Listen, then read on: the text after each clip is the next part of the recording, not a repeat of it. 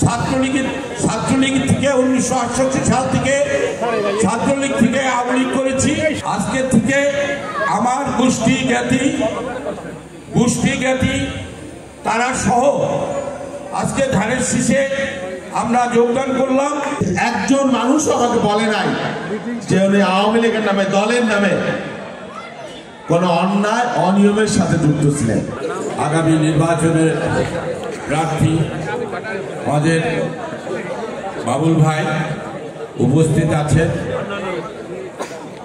দীর্ঘদিনের পরীক্ষিত আমার ছোট ভাই বিএনপির সভাপতি খন্দকার ইকবাল হোসেন সেলিম এবং উপস্থিত আছেন সম্মানিত সকল সদস্য।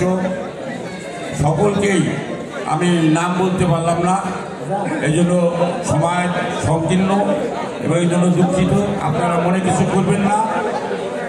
আর সবচেয়ে একটি কথাই আপনারা সকলে মনে রাখবেন, একমাত্র স্মার্ট সিটি বসুন্ধরা, আধুনিকতায় এক ধাপ এগিয়ে।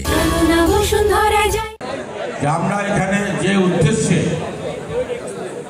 সমবেত হয়েছি, এই সভায় যারা আছেন সকলের প্রতি, ব্যবসায়ী বলেন,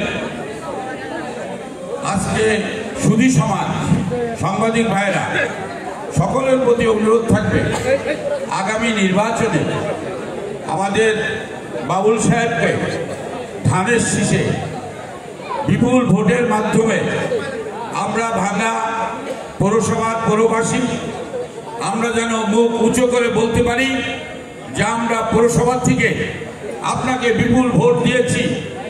আপনি যদি মন্ত্রী হন তাহলে এই ভাঙার উন্নয়ন, যে উন্নয়ন বিগত দিনে হয়নি, সেই উন্নয়নটা আপনার মাধ্যমে আমরা দেখতে চাই, আল্লাহ যদি সহায় থাকে। এটাই প্রত্যাশা, এটাই আমার বক্তব্য। আর একটি বিষয় আপনাদের না বললে নয়, আপনারা জানেন আমি দীর্ঘদিন ছাত্রলীগ থেকে 1968 সাল থেকে ছাত্রলীগ থেকে আওয়ামী লীগ করেছি। আর এ পর্যন্ত আমি আওয়ামী লীগই করেছি। আমি যে আওয়ামী লীগই ছিলাম, আজকে থেকে আমার গোষ্ঠী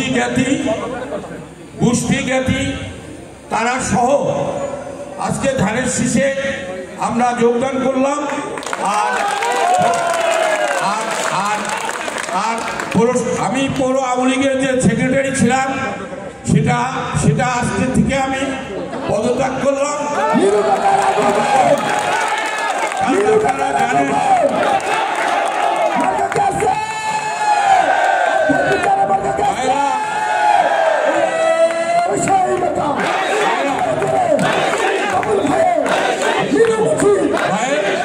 ভাইয়েরা, আপনারা জানেন রাজনীতি কোনোদিনই আমার পেশা ছিল না, আমার একটি নেশা ছিল।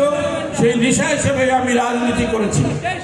এর বাইরে আমি আজকে যারা উপস্থিত আছেন, ইউনিয়নের লোক বলেন, পৌরসভার লোক বলেন, যারাই আছেন, আমার ভাই ভাইস্তা, এমন কোনো ব্যক্তি এখানে নাই যে আমার সঙ্গে সম্পর্ক নাই এবং আমার সম্পর্কে আপনারা জানেন না।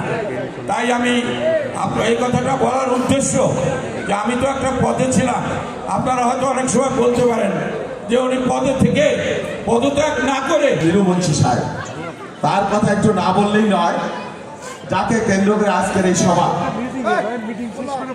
আমাকে অনেকেই বলেছেন, তার সম্পর্কে আমি জিজ্ঞাসা করেছি যে উনি তো আওয়ামী লীগ করতেন, কিন্তু একজন মানুষ আমাকে বলে নাই যে উনি আওয়ামী লীগের নামে, দলের নামে কোন অন্যায় অনিয়মের সাথে যুক্ত ছিলেন বা তার উপরে জুলুম করেছেন। তাহলে আমি তাকে এই মুহূর্তে এই জায়গায় ভাবে গ্রহণ করতাম না, এটা আমার নীতিবিরুদ্ধ। অনেক মানুষ আছে আওয়ামী লীগ করেন, বিশেষ করে আমাদের এই এলাকায়। সব মানুষকে তো আমি বঙ্গোপসাগরে নিয়ে ফেলে দিতে পারবো না, দেওয়া যাবে? সব মানুষ কি অন্যায় করেছে? যারা অন্যায় করেছে তাদেরকে কেউ দাবরও দেয় নাই, পাগার পার হয়ে পালায় চলে গেছে। কেউ কেউ গর্তের মধ্যে আছে। যারা টাকা চুরি করেছে, যারা মানুষকে অপদস্থ করেছে, যারা সম্পদ লুণ্ঠন করেছে, তারা সব পালায় গেছে। সেই জন্য আমি প্রশাসনের লোকদের অনুরোধ করব, প্লিজ দয়া করে সাধারণ মানুষকে কোনো জুলুম করবেন না। যারা চিহ্নিত, যারা অপরাধের সাথে যুক্ত, যারা অন্যায় করেছে, তাদেরকে আপনারা গ্রেপ্তার করেন, তাদেরকে গ্রেপ্তার করেন। ভাঙ্গায় চাঁদের মুড়ির সুতা কাটার গল্প, উন্নয়নের গল্প, কত কথা। এই যে মহিলা কলেজ, বিএনপির আমলে আমাদের লোকেরাই কলেজ প্রতিষ্ঠা করেছে, এর বাইরে এমপি মুক্ত করেছে, এর বাইরে ভাঙ্গায় কোনো নারী শিক্ষার প্রতিষ্ঠান নাই। আমরা কথা দিচ্ছি 17 বছর আপনারা এই কলেজে একটা ইটও দিতে পারেন না, আমরা এটাকে সরকারি করব। আমরা প্রতিষ্ঠা করেছি, আমরা এটাকে সরকারি করব। উন্নয়নের গল্প, ক্ষমতাবান, মহা ক্ষমতাবান রাজার পরিবার। আমরা এত বড় পরিবারের না, মধ্যবিত্ত পরিবার। জীবন ভরে যুদ্ধ করে এখানে আসছে, মৃত্যুর মুখ থেকে ফিরে আসছে, 100-র উপরে আসামি হয়েছে মামলা।